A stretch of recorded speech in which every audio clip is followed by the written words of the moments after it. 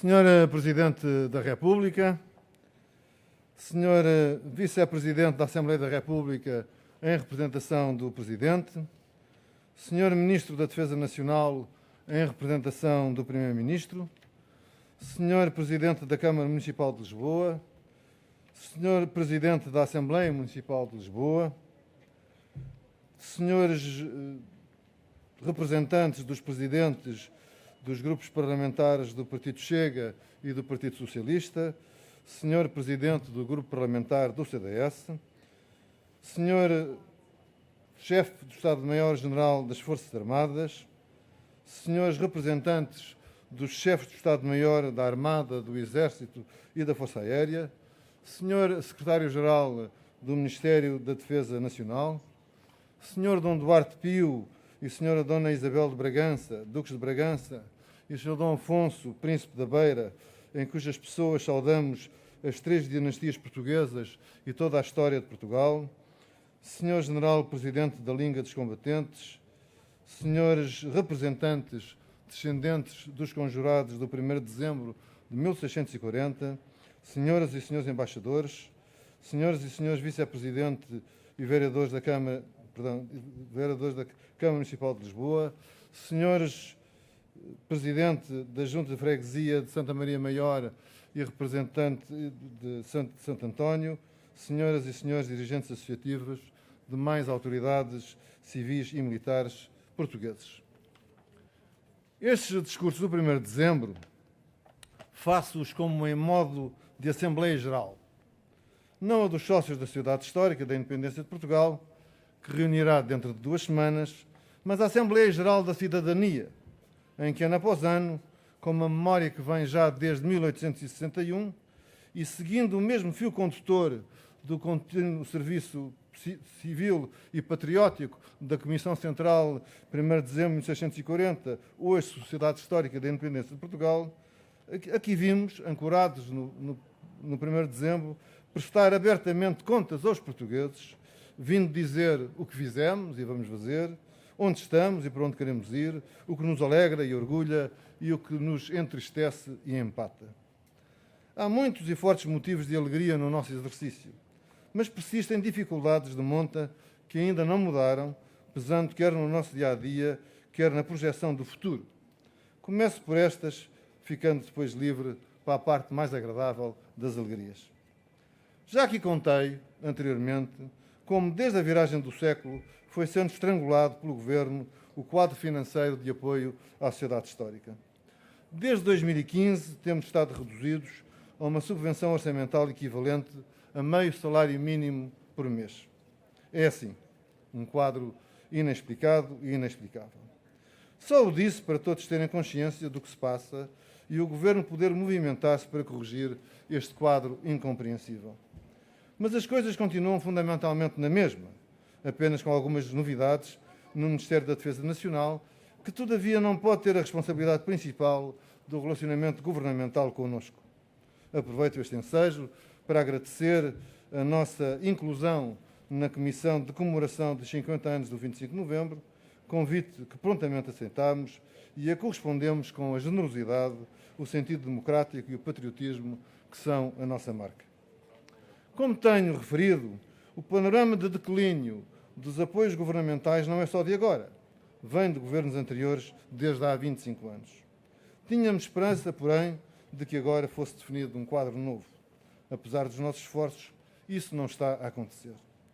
O Governo responde à indiferença com indiferença. Perdoar-me-ão se vos disser que antes poderia refugiar-me na ideia de que não tenho culpa, não votei PS, mas agora embaraço-me ao dizer aos meus botões eu tenho culpa, eu votei AD. É um pensamento bastante insuportável, devo dizer-vos. Sobretudo para um veterano como eu, que andei na AD original de 79-80, a lutar pela afirmação da sociedade civil como eixo primacial da reforma política e social. Libertar a sociedade civil das cargas excessivas porque o Estado a cavalgava e dotá-la dos meios indispensáveis ao seu desempenho onde era mais necessária, eficiente e dinâmica. Grandes sonhos. Precisamos de inscrição no perímetro do Orçamento do Estado, tal como outras instituições congêneres, dotação para manutenção e conservação do monumento nacional no nosso cargo, o Palácio, as chaminés e o troço da Muralha Fernandina, e apoio para atividades de interesse público.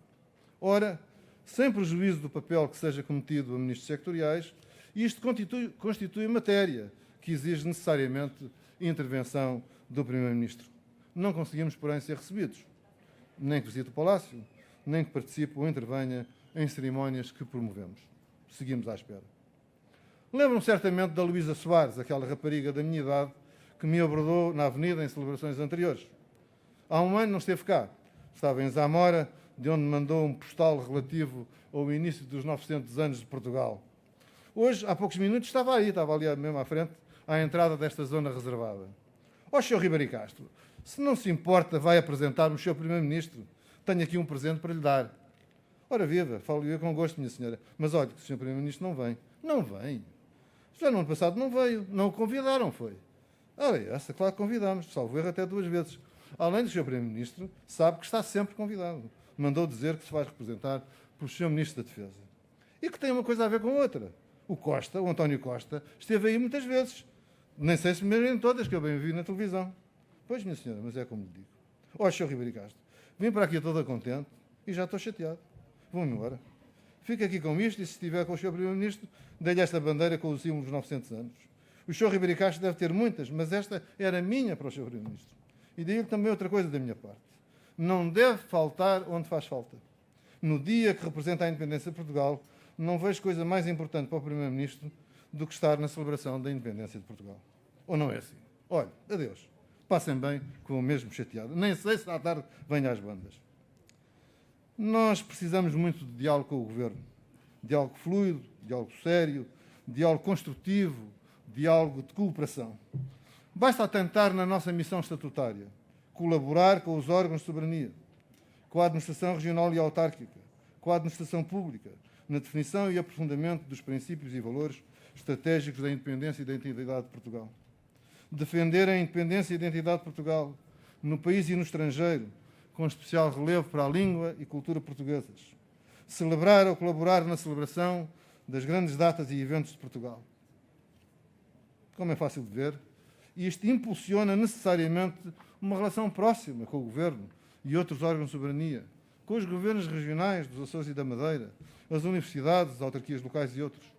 Se não existe mais, não é porque não façamos por isso. Não entrando nos temas mais exigentes, olhemos, por exemplo, um tema simples, o Palácio. Várias vezes me tenho surpreendido com o elevado número de pessoas que não sabem o que é o Palácio da Independência, nem sabem onde é. Não é só o número de pessoas, mas o seu nível funcional e o grau de escolaridade. Se há alguém de fora de Lisboa, é quase certo não saber. Mesmo entre residentes em Lisboa, ou aquinados e criados, é frequentíssimo não saberem. É uma área em que temos que trabalhar. O Palácio dos Condes da Almada é um dos mais importantes monumentos da história de Portugal, por tradição histórica e política e o valor arquitetónico. Foi a tradição política e histórica que lhe fixou o nome de Palácio da Independência. Quem o vê e visita fica a conhecer a sede principal da nossa independência nacional contemporânea. Foi aí que se planeou a conjura e saiu a Revolução do 1º de dezembro de 1640, que depôs o rei de Castelhano e repôs a coroa de Portugal num rei português. Cada um dos revoltosos que saiu deste palácio para invadir o Paço da Ribeira, onde prenderam a duquesa de Mantua, vice-rainha, Margarida de Saboia, e mataram o secretário de Estado, o chefe de governo, Miguel de Vasconcelos, sabia cada um deles que tinha a cabeça a prémio, literalmente, se a revolta corresse mal. O Palácio guarda e representa esses traços de ousadia, de bravura, de arrojo, de patriotismo, que foram indispensáveis à restauração da independência. Não foi uma brincadeira de rapazes. E é também na zona do Palácio, ali no Lar de São Domingos, que, por singular coincidência, ainda antes de haver Palácio, em 1383-85, o povo de Lisboa fez vibrar a Revolução, que escolheu e vitoriou o mestre de Avis como defensor e regedor do reino. O Palácio tem elevado valor simbólico na nossa história. Por isso, cada vez que o Estado abandona este Palácio, não prevendo os meios necessários à sua conservação e manutenção, favorecendo uma decadência progressiva devido aos partidos e caliça nas paredes, decoração com objetos pindéricos, tapetes coçados, cadeiras desgastadas, degradação das instalações sanitárias.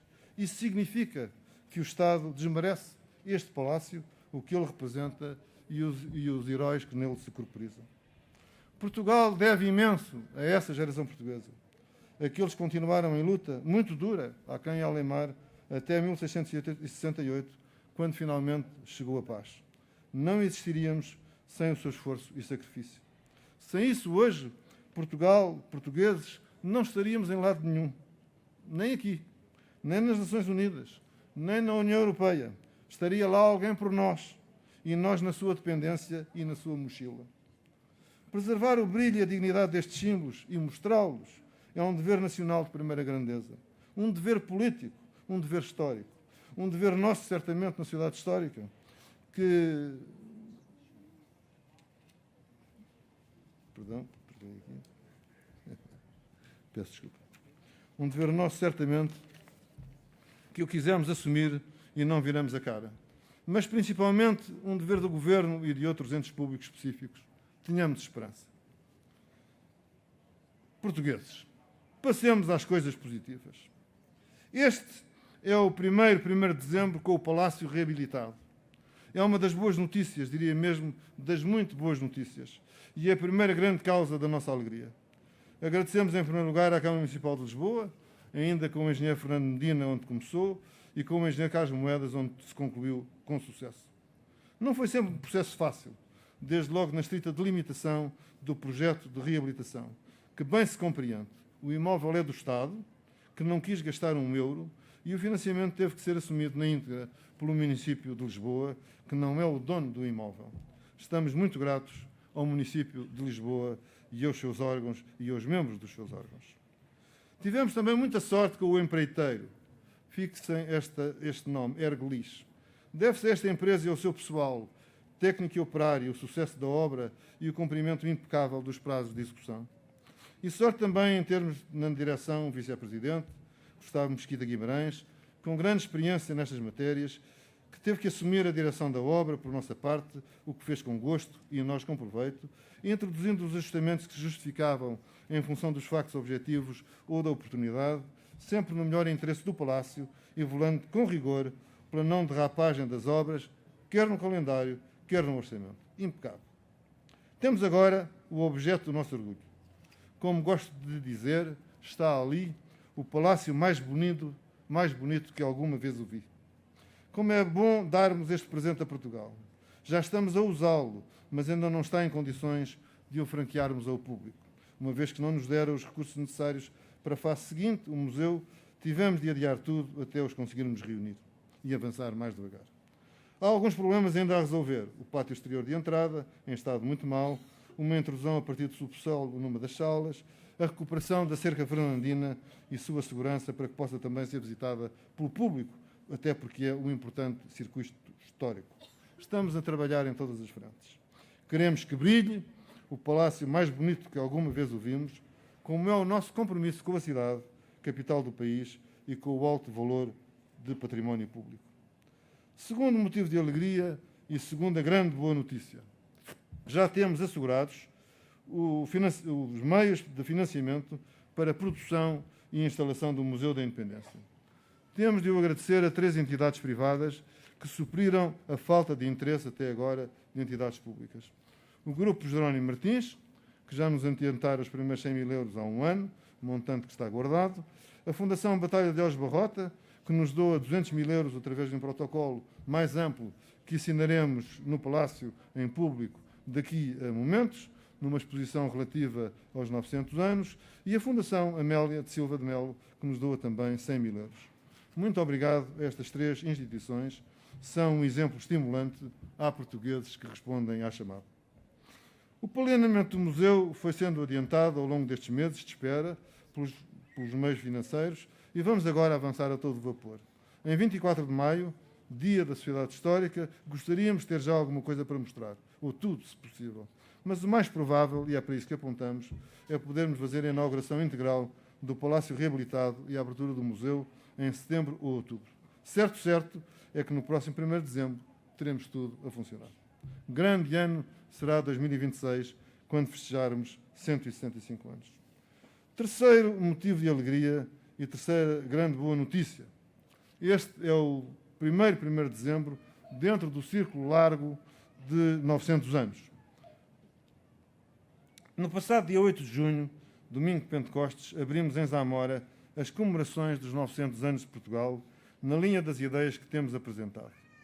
O marco de abertura foi o gesto ao modo dos reis do infante Afonso Henriques, muito jovem, que em 1125 se armou cavaleiro na Catedral de Zamora. Assim é relatado em crónica da época e reiterado por Alexandre Herculano e José Matoso, dois historiadores reputadíssimos. Foi o primeiro ato público de Afonso Henriques, porque revelou a vontade de ser rei, o que é reforçado pelo comentário tanto do cronista originário como dos historiadores, de que o nosso futuro rei quis imolar o gesto um ano antes na Catedral de Santiago de Compostela do seu primo Afonso Raimundos, que viria a ser Afonso VII de Leão e Castela. Estamos orgulhosos do que realizamos em Zamora no passado mês de junho. Um notável congresso histórico com o tema Portugal século XII, com professores universitários de Espanha e de Portugal, tudo coordenado pelos professores João Paulo Oliveira Costa e José Eduardo Franco. Tivemos o apoio do Ayuntamento, da Comunidade de Castilha e León, da Diocese, da Fundação Rei Afonso Henriques, e realizámos um desfile português de cerca de 1000 participantes, discursos, o lançamento de uma missão filatélica alusiva ao gesto de Afonso Henriques, a missa de Pentecostes celebrada pelo Bispo, a estreia de uma composição sinfónica portuguesa dedicada ao Rei Fundador e um desfile das bandas pelo Centro Histórico, desde o lar da Catedral até à Praça Maior, animando a cidade e atraindo a atenção. Tudo encerrou com a interpretação pelas bandas de 5 hinos portugueses. O hino patriótico de Marcos de Portugal, o hino da Carta, o hino da Maria da Fonte, o hino da Restauração e o hino nacional.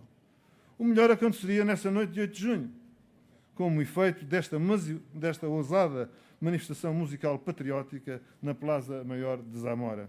Em Munique, a Seleção Nacional conquistou a Liga das Nações em futebol, vencendo a Seleção Espanhola nos penaltis. Como os peritos bem sabem, isto está tudo ligado. Se o assunto não é mais falado, é porque só os que estiveram em Zamora se aperceberam da influência decisiva do acontecimento. 5 hinos, 5 penaltis. 5 hinos em Zamora, 5 penaltis em Munique. Não há margem para dúvidas. É um grande augúrio para as cores portuguesas ao longo deste ciclo de 900 anos. Na mesma altura, lemos este texto. Este é um tempo de grande significado histórico. Na semana em que o 25º Governo Constitucional inicia funções, assinalam-se 900 anos do momento em que Dom Afonso Henriques foi armado cavaleiro, gesto inaugural da independência, da unidade territorial e da vocação universal de Portugal. Não fomos nós que o escrevemos, ou teria lá palavras à Zamora, embora não seja difícil perceber que o inspiramos. Desde o 1º de dezembro de 2020 que apresentamos estas ideias. Este texto é a abertura exatamente do programa do 25º Governo. E, portanto, confiamos que o Governo será capaz de prosseguir e desenvolver não só a letra, mas a música, que nós interpretamos todos os dias, e como já tive a ocasião de dizer aos Sr. Ministro de Estado e dos Negócios Estrangeiros, é uma linha que pode ser de apoio à candidatura de Portugal ao Conselho de Segurança das Nações Unidas. Não há muitos países com 900 anos e isto é um sinal eloquente da nossa antiguidade, da nossa maturidade, experiência universal e convívio internacional. Enfim, Sr. Presidente da República, dirijo-me a Vossa Excelência. Este é o seu último 1º de dezembro nas suas funções como Presidente da República. Queria-lhe agradecer muito reconhecido a fidelidade, até como Presidente de Honra da Cidade Histórica, que teve a esta cerimónia e o exemplo que constitui para toda a gente. Só quis discursar na primeira vez, em 2016, mas sempre aqui presente, e tem hoje um protocolo que justifica plenamente a sua presença, a presença do chefe de Estado, neste dia e nesta praça, na cerimónia que estamos aqui a desenrolar. Refizemos até o protocolo para o melhorar e todos nós nos sentimos representados por Vossa Excelência e certamente pelos seus sucessores, quando sozinho, diante do monumento dos restauradores, depois dos toques militares, saudar os heróis da restauração e da guerra da restauração. Muito obrigado, Sr. Presidente.